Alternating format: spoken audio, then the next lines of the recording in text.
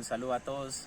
Nuevamente nos encontramos acá en Forestaliemos. En el día de hoy vamos a hablar de dendrología. Acá me encuentro con Daniel, un gran amigo que se encuentra estudiando una carrera en la universidad y próximamente va a ver la materia de dendrología. Entonces me pidió como una clase como para no ir tan a ciegas. Y entonces pues de paso aprovecho para grabarla en el canal y pues para compartir este conocimiento a todo. Listo. Bueno, cuando hablamos de dendrología nosotros nos referimos principalmente al estudio de los árboles, ¿cierto? Pero enfocado en la identificación taxonómica de árboles y arbustos, ¿cierto? Eso es como lo primordial. ¿Por qué es bueno hablar de identificación? Porque normalmente uno reconoce los árboles y los identifica, pero de una manera común o de una manera vulgar o regional. Entonces uno conoce que el mango, bueno, que el guayabo, que el caracolí, ¿cierto? Pero resulta que no en todas las regiones o no en todas las partes del mundo estos árboles tienen el mismo nombre. Por ejemplo, el famoso cobo acá, un árbol insignia de la ciudad de Ibagué, en otras partes de Colombia se conoce como guayacán, como roble rosado. Entonces ya uno queda loco, ¿sí? Entonces por eso es que hay que identificarlos de manera técnica con el nombre científico, ¿cierto? Eso es lo primero que tenemos que tener en cuenta. ¿Qué es el nombre científico? Es un nombre que normalmente está escrito en latín porque es una lengua muerta y esto se hace con el fin de que no cambie. Y ese nombre científico que tiene una determinada especie de planta, en este caso árboles, va a ser el mismo en cualquier lugar del mundo, ¿sí? Por ejemplo, el ocobo, para seguir hablando de él, el nombre científico sería Tabebuia rosea. Se compone de dos partes principalmente, que es el género y el epíteto o especie, ¿sí? Que es como la característica principal que lo describe. Entonces Tabebuia sería el género, rosea sería el epíteto. Rosea, ¿por qué? Porque las flores son rosadas. Esa es la característica que está relacionada específicamente a esa especie, ¿cierto? ¿Qué ocurre? Al igual que como ocurre con los seres humanos, nosotros también tenemos dos nombres, por lo general, el nombre y el apellido. Entonces, ¿qué pasa? Por lo menos puede haber Daniel Buitrago, ¿cierto? Pero él puede tener un hermano que se llame Felipe Buitrago. Ambos son Buitrago, ¿cierto? Pero está Buitrago Daniel y está Buitrago Felipe, son distintos. Asimismo pasa con las plantas. El género, muchas plantas pueden compartir el mismo género, ¿cierto? Pero el epíteto es lo que las hace únicas. En el caso, por ejemplo, de especies como las ingas, ¿sí? El grupo de las ingas, los guamos, es un género muy amplio que tiene más de 200 especies, ¿sí? Acá en Colombia hay más de 100, creo. Entonces habrá inga, pero lo que cambia es el epíteto, ¿cierto? Entonces habrá inga dulis, inga spectabilis, inga marginata, y todo eso va a cambiar, y ese epíteto es el que hace la especie única. Entonces eso es lo que tenemos que tener en cuenta. Y la otra parte que compone el nombre científico sería el autor o la autoría, pero normalmente eso pues uno no lo tiene muy en cuenta de manera práctica cuando está en campo, que sería como el nombre de la persona que es como el primero en descubrir o describir a la especie. Entonces el primero que comenzó con esto de la taxonomía, de ponerle nombre a las cosas en el mundo natural, fue Charles Linneo, ¿cierto? Entonces en las plantas fue Linneo. Entonces encontramos muchas plantas que su autor es L y un punto, haciendo referencia a Linneo, como por lo menos el cedro rosado, cedro es cedrela, género cedrela, epíteto odorata, L, porque fue Linneo como el primero que lo describió. Lo mismo con el café, Coffea arábica L, entonces eso es como el nombre científico, listo. Bueno, vamos a entrar un poquito más en detalle y hablar entonces ya más o menos de las bases para hacer dendrología, y vamos a empezar a aplicar dendrología directamente en campo, que acá tenemos las matas para hacer la cosa práctica, listo. Listo, bueno, cuando hablamos de dendrología o de taxonomía hay que tener en cuenta que es un tema que a muchas personas frustra porque no es algo difícil, pero es que es algo que conlleva muchos pasos, ¿cierto? Es como aprender a correr. Y mucha gente ve a alguien que ya sabe y ellos ya quieren correr, pero ni siquiera han aprendido a sentarse, ¿cierto? Entonces, en la taxonomía es lo mismo. Uno para aprender a correr tiene que primero aprender a sentarse, luego a gatear a pararse, luego de pararse a caminar y de caminar a correr, ¿cierto? Entonces, lo primero es empezar por las bases. Hoy con esta clase vamos a aprender a gatear, pero créame que ya con que usted aprenda a gatear, ya después practicando y metiéndole un poquito, profundizando, ya usted cuando menos piense ya va a estar corriendo, ¿cierto? Entonces, listo. Entonces, cuando hablamos de dendrología o de taxonomía de árboles, hay 4 cosas principales que uno tiene que aprender o que mirar a las plantas, y con esta ya usted va a poder llegar muy lejos, listo. Como les hablé anteriormente, las especies tienen nombre científico, ¿cierto? Pero las especies también se encuentran agrupadas en familias o grupos, ¿cierto? Dependiendo de las características que comprenden. Entonces hay muchas especies distintas que comparten ciertas características que las hace únicas, y dentro de ese grupo eso hace que pertenezcan a una misma familia, como puede ser la familia de los laureles, ¿cierto? Como puede ser la familia de los cedros, como puede ser la familia de los guayabos. Entonces, para llegar a familia, que es como lo principal, ya uno sabiendo la familia, ya usted puede ir a guías en internet a buscar libros, y ya dentro del libro busca la familia y estudia los miembros de esa familia y llega mucho más fácil a la especie. Pero lo primero es acercarnos a la familia. ¿Cómo nos acercamos a la familia? Por 4 cosas principales, que son, primero, conocer la posición de las hojas, es decir, cómo se encuentran dispuestas las hojas a lo largo de la ramita o del tallo de la planta, ¿cierto? Que es lo que se conoce como filotaxia. Posición de las hojas. Lo segundo, composición de las hojas, saber si las hojas son simples o si la hoja es compuesta, ¿cierto? Que es algo que no es difícil. Ahorita vamos a verlo con las plantas en campo, cómo puedo diferenciar una hoja simple de una hoja compuesta. Lo tercero, mirar si la planta tiene estípula, que la estípula es como una estructura foliar, que es como una especie de hojilla modificada, y esta hojita no todas las plantas la tienen. Entonces hay diferentes tipos de estípulas, pero nosotros con que sepamos si tiene o no estípula ya podemos descartar mucho, ¿cierto?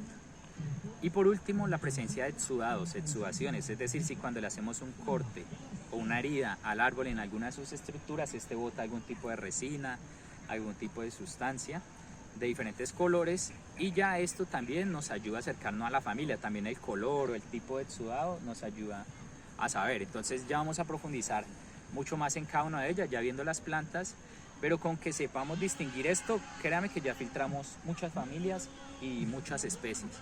Entonces listo, ya podemos ir directamente a las matas. Listo, entonces bueno, acá ya estamos con las matas, entonces vamos a empezar hablando de la posición y de la composición de las hojas de una vez, listo. Entonces bueno, acá estamos con un individuo de la familia Lauraceae, ¿cierto? Digámoslo de una vez. Acá podemos observar las hojas. Entonces vamos a hablar de la composición de las hojas. Vamos a determinar si son hojas simples o si son hojas compuestas, ¿cierto? ¿Cómo sabemos si una hoja es simple o si una hoja es compuesta? Acá vemos esta estructura de la hoja, se conoce como lámina, ¿cierto? Y esta como peciolo. Una hoja puede tener varias láminas, ¿cierto? Y varios peciolos, o más bien peciólulos, cuando es una hoja compuesta. Pero ¿cómo sabemos? En este caso vemos muchas láminas, ¿cierto? Pero no sabemos si es simple o si es compuesta. En este caso Daniel, que es su primera vez, no sabe realmente si es simple o si es compuesta. Esto lo determinamos a partir de una estructura que se llama la yema, la yemita. Y esta yema las encontramos en la axila, que se encuentra entre la ramita y el peciolo. En este caso vemos que acá está el peciolo y acá adentro hay una estructura pequeñita, como una tetica, ¿cierto? En la axila. Y esa viene a ser la yema. Si quieres se puede acercar un poco más. Y acá para que se aprecie bien la yema. La yemita, eso. Esa vendría a ser la yemita, la que está en la axila. Si después de que aparece la yema hay una sola lámina y un solo peciolo, estaríamos hablando de una hoja simple. Si después de que aparece la yema aparecen múltiples láminas o múltiples peciolos, bueno, en este caso cuando son hojas compuestas se conocen como peciólulos, estaríamos hablando de una hoja compuesta. En este caso tenemos una hoja simple. Ahora bien, vamos a hablar de la disposición o la filotaxia. Observamos que las hojas se encuentran de manera alternada, una a otra. Una sale acá, luego la otra sale más arriba, luego la otra más arriba, y así. No hay ningún caso en el que una hoja salga acá y la otra salga acá al otro ladito, exactamente contrario. Esto quiere decir que estamos trabajando con una hoja alterna, ¿sí? Entonces estamos con una especie de hojas simples alternas. Y esto ya nos ayuda a filtrar muchas familias. Ya no sería el grupo de las, no sé, 30.000 especies que hay acá en Colombia de plantas o 8.000 de árboles, sino estaríamos hablando de un grupo mucho más reducido, que son las únicas que tienen hojas simples y alternas. Listo. Podemos pasar acá a la siguiente planta. y vamos a hacer el mismo ejercicio. Acá tenemos un individuo de la familia Cyparunaceae, género Cyparuna, conocidos como limoncillos por el olor que tienen. Y vemos que acá internamente vamos a saber si son simples o si son compuestas. Daniel, ¿qué pensaría después de lo que expliqué? ¿Son simples o son compuestas? Realmente viendo la explicación, Pedro, puedo decir que estas serían compuestas. No. Recuerde que la diferencia para saber si son simples o si son compuestas es la yemita. Lo primero que hacemos es buscar la yema. Si después de que aparece la yema, la hoja solamente tiene una lámina y un peciolo, estaríamos hablando de una hoja simple. ¿Sí? En este caso, lo que sí está en lo correcto es que efectivamente ya no es alterna como la anterior. Tal vez ahí es donde está la confusión. Vemos que acá está la yema. Si después de la yema solo hay una lámina y un peciolo, es una hoja simple. En este caso son simples, pero vemos que la anterior se encontraban alternadas. En este caso sí sale una hoja acá y exactamente en el lado contrario sale la otra. Y acá igual sale y en el lado contrario sale otra hoja. Esto quiere decir que son unas hojas simples opuestas. En este caso no son alternas, sino que son opuestas, simples, opuestas. Como podemos ver, no están dispuestas en el mismo plano. Estas salen como en dirección norte-sur, pero las de más arriba salen en dirección este-oeste y las de más arriba vuelven y salen norte y sur. Esto se conoce como decusadas, es decir, en forma de cruz. Esto también nos ayuda a filtrar mucho cuando nosotros revisamos una guía o una clave botánica. Él va a decir, listo, son simples, opuestas, pero son decusadas. En este caso sabríamos que va por ese lado. Simples, opuestas, decusadas. Entonces este es otro tipo de hojas que tenemos, ¿cierto? Vamos a pasar a la siguiente especie, aprovechando las que tenemos acá.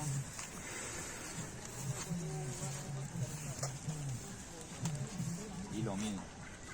Esta está más difícil apreciarla, la yema, porque se encuentra con flores, ¿sí? En este caso, unas flores que surgen o nacen a lo largo de la ramita o del tallo, es decir, caulinar, eso es lo que se conoce como caulinar.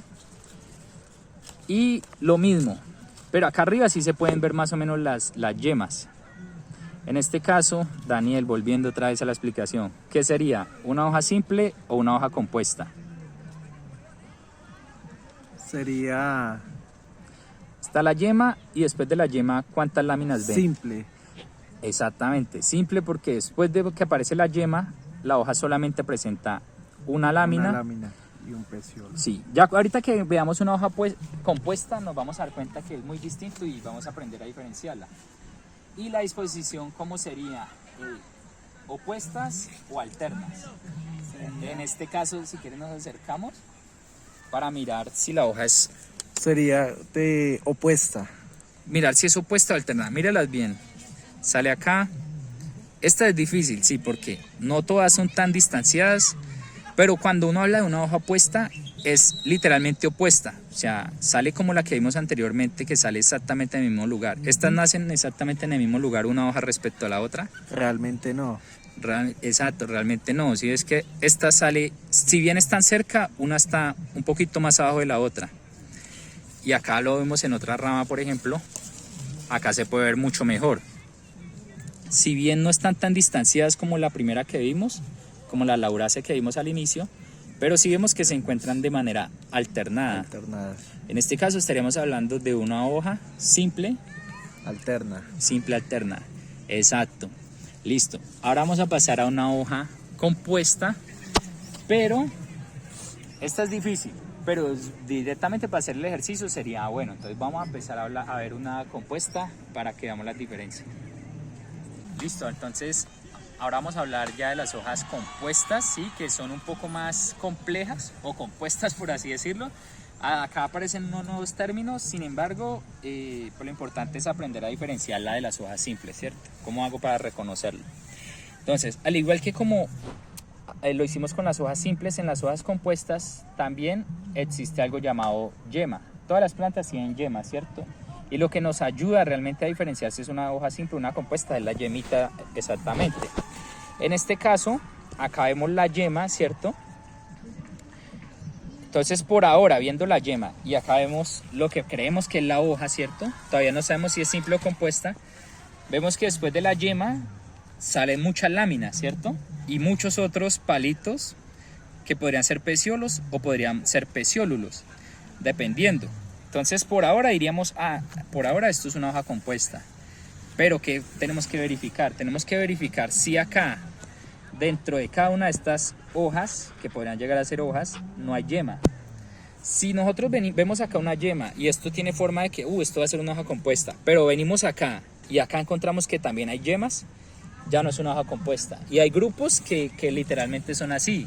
Da la impresión de que es una hoja compuesta y cuando uno va y mira, pasa mucho por ejemplo con las filantáceas, el grupo de las filantáceas, y cuando a uno y mira resulta que no, que todo esto tienen yemas. Eso quiere decir que todo esto son hojas individuales, es decir, hojas simples.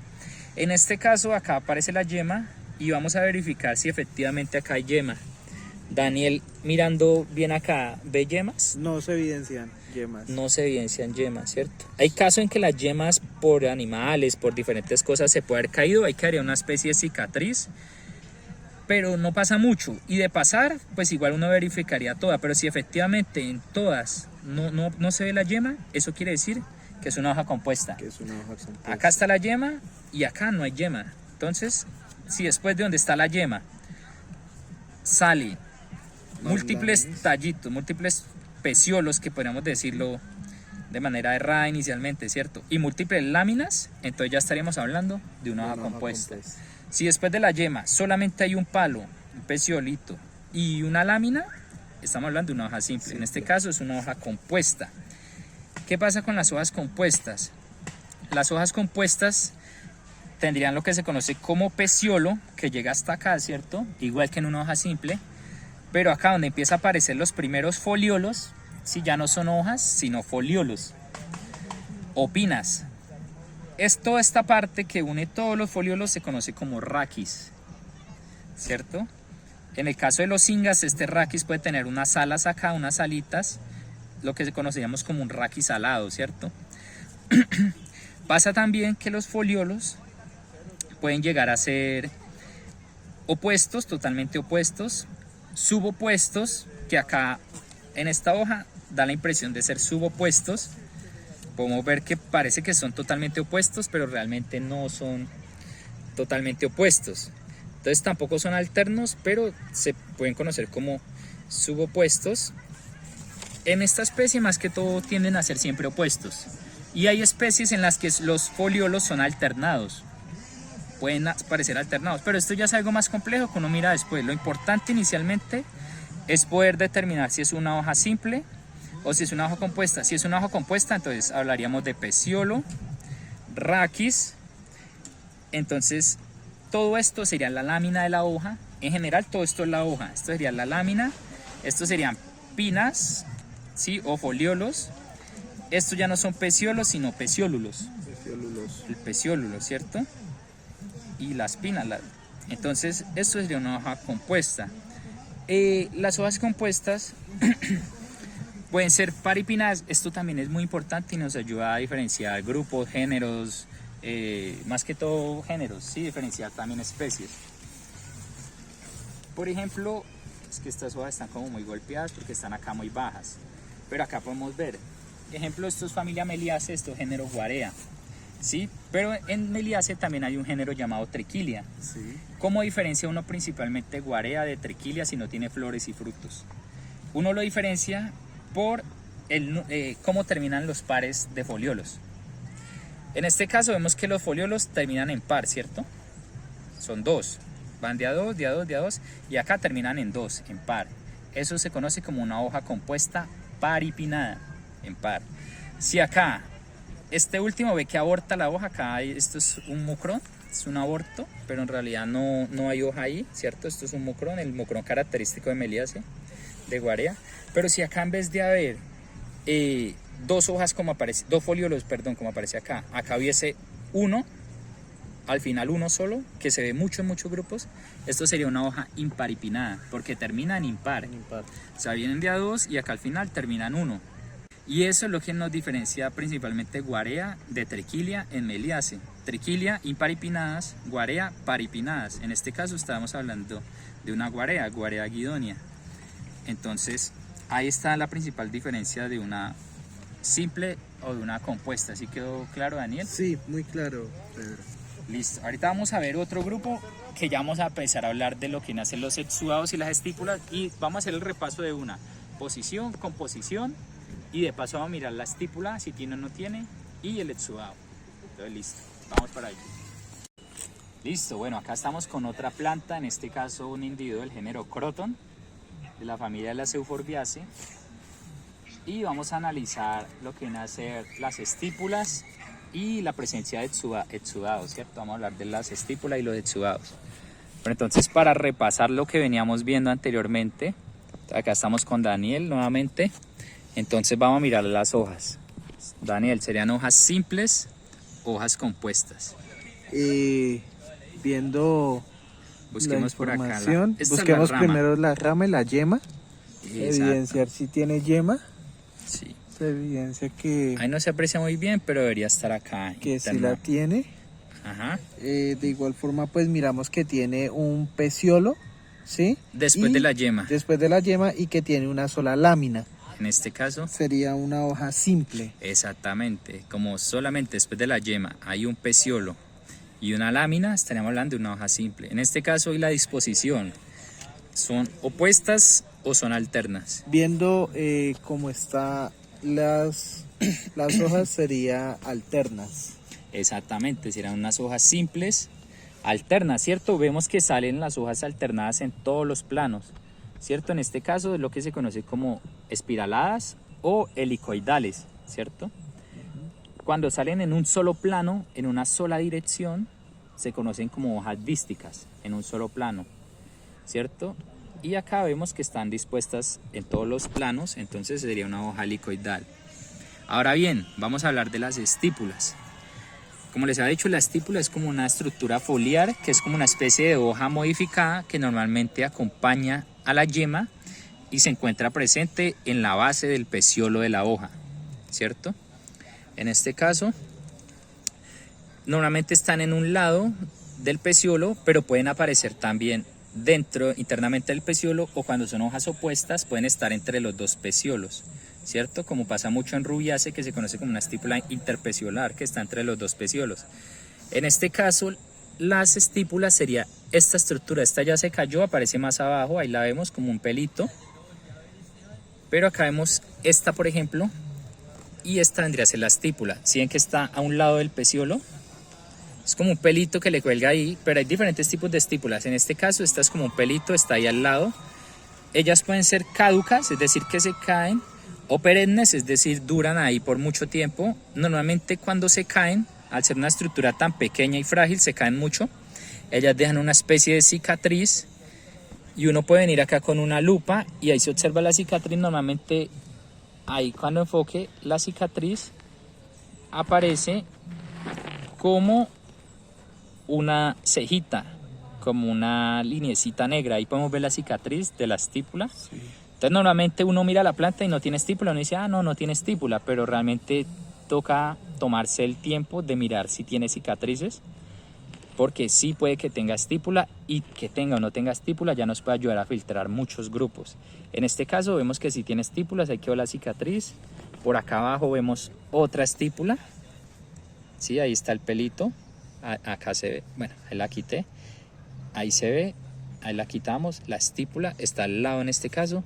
Por acá también está, ya casi que se cae. Allá se cayó la mayor parte, está solo la base, entonces la podemos quitar. Y en este caso serían las estípulas libres, ¿cierto? Entonces hay diferentes tipos de estípulas en este caso. Entonces sería una hoja simple y alterna con estípulas. ¿Qué tipo de estípulas? En este caso sería estípulas libres o laterales, que son estas estípulas que salen acá por el lado. Ahora bien, ¿cómo podemos mirar el exudado? Daniel se preguntará cómo podemos, no sé si tenga alguna duda. Sí, antes de esto me gustaría saber qué función cumple la estípula además de la identificación. Esa es una muy buena pregunta. Pues ecológicamente las plantas muchas veces desarrollan adaptaciones, sí, con fines de protección, casi siempre es protección. Normalmente las estípulas no tienen una función más allá de simplemente acompañar a la yema. En algunas ocasiones buscan es eso, proteger la yema, ¿sí? Proteger esta estructura, que muchas veces estas yemas dan origen a nuevas estructuras como pueden ser flores o nuevas hojas o nuevas ramas, ¿cierto? Entonces sería más una función de protección. Hay otra estructura así, parecida a lo que vienen a ser las estípulas, que se conoce como brácteas. Estas en algunas especies no solo tienen una función de protección, sino también una función llamativa. Y muchas veces las brácteas se encuentran acompañando a las flores. Y tienen una función de proteger la flor, pero también hay brácteas muy llamativas, de colores muy llamativos, y esto se hace con el fin de atraer polinizadores hacia la flor, porque muchas veces la flor no es tan llamativa, pero tiene una bráctea que no solo la protege, sino que también la hace llamativa para que haya una polinización, porque la naturaleza es sabia. En este caso, sí, esa sería la estípula. Entonces vamos a mirar el exudado. El exudado se puede mirar tanto en estructuras vegetativas, lo que viene a ser hojas o ramas, ¿cierto? Pero también lo podemos ver en la corteza. Y muchas veces puede diferir o se puede apreciar mejor en la corteza o en ciertas estructuras. Acá que tenemos las hojas a la mano, vamos a ver si tiene exudado o no. Entonces hacemos un corte. Normalmente el exudado en las hojas es muy bueno verlo siempre en la base del peciolo.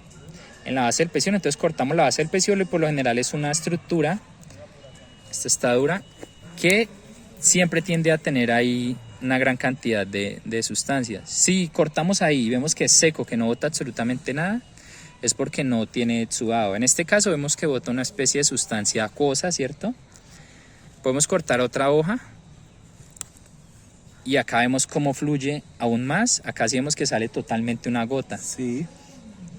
Cuando vemos que es abundante, así que tiene ciertos colores y consistencia, ya diríamos que es una exudación. En ocasiones hay plantas que las cortan en ciertas horas del día y botan una especie de savia, pero es muy poquita y realmente no es un exudado, es más que todo ya el floema o la savia de la planta que está haciendo fotosíntesis. En este caso, como vemos que es abundante, sí podríamos decir que efectivamente es un exudado. En este caso es un exudado acuoso. Normalmente cuando es transparente se conoce como exudado hialino. Cuando es blanco, como en los ficus, se conoce como látex. En este caso sería como tirando a hialino o como mucilago, más bien es muy acuoso.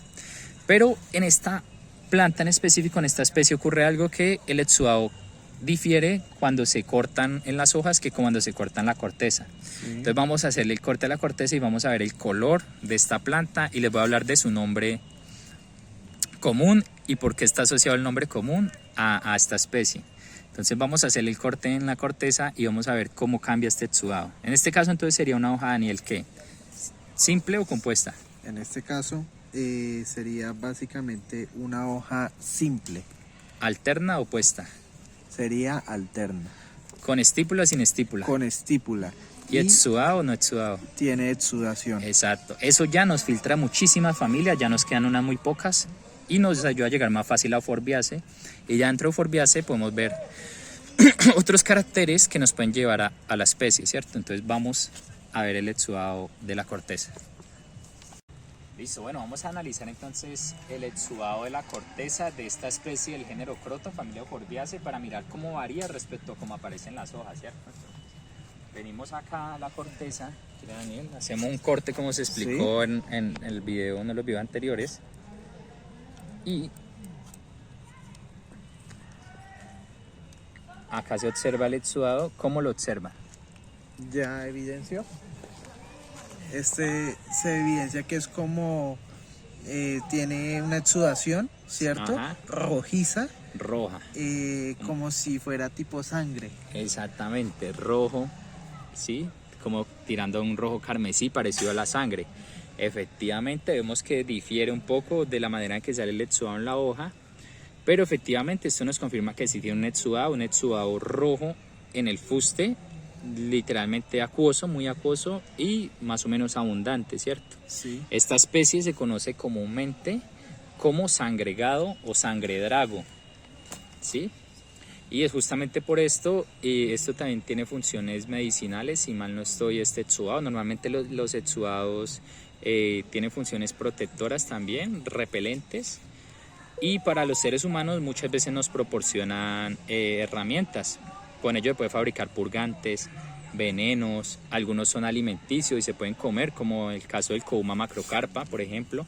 Algunos sirven para la industria, como viene a ser el exudado de Bea brasilensis, el famoso caucho, Sí. que con ese es que se fabrican todo lo que viene a ser látex y cauchos que se utilizan en todo el mundo. Entonces, en este caso, estamos con Croton gossipifolius de la familia Euphorbiaceae. Entonces, acá terminaremos la clase la clase de dendrología del día. Entonces, como les digo, ya estas son las bases, ¿sí? Lo que viene a ser posición, composición, estípula y exudado. Ya con esto usted va a un libro, una guía botánica, una clave y ya llega a muchas más especies. La clave le va a preguntar otras cosas, pero ya más adelante, eso es para cuando usted ya aprenda a caminar. Entonces usted ya con saber esto, usted ya va a llegar a un grupo, ya va a llegar a una familia y esta familia le va a decir, no, pero en este género, por ejemplo en Croton, tiene que mirar si tiene glándulas. Entonces ya usted va a estudiar qué es una glándula, ¿cierto? Mira, sí, efectivamente Croton tiene glándulas, no, que se encuentran en tal parte. No, sí, que no, que la inflorescencia es así, asá. Entonces ya dice, no, efectivamente esto es un Croton y ya empieza a aprender más, ¿cierto? Pero por ahora, con que usted sepa distinguir entre la posición de la hoja, composición, estípula y exudado, ya con eso usted tiene para defenderse y para empezar a ir para adelante a caminar y a correr en el mundo de la dendrología y la taxonomía. Gracias, Pedro. Realmente con estas bases puedo pues empezar a identificar y todo depende también de la práctica. Exacto, la práctica. Ya uno cada vez que salga a campo, a un parque, una vez póngase a mirar las matas que tenga. Sí. No, esta es simple, no, esta es compuesta y ya. Ahí van a surgir dudas, pero realmente hay mucha información disponible en la red. De hecho, ChatGPT también sirve mucho a la hora de uno aprender. Entonces, no, es aprovecharlo. Este es un tema que se puede hacer un curso completo de clases de 1 hora, 2 horas. La idea no es hacerlo tan harto, pero ya con que sepamos estas bases, ya cualquier persona puede aprender a empezar a identificar técnicamente los árboles y llegar a nombres científicos o al menos a la familia científica. Entonces, listo, no, muchas gracias por acompañarnos. Ahí queda la clase para cuando los que quieran practicar. Más adelante, Daniel, cuando empiece a ver su clase, si tiene dudas que el profesor de pronto no le explique muy bien, entonces claro ahí puede volver a ver el video. Entonces ahí se los dejo, listo. Entonces, muchas gracias y hasta la próxima.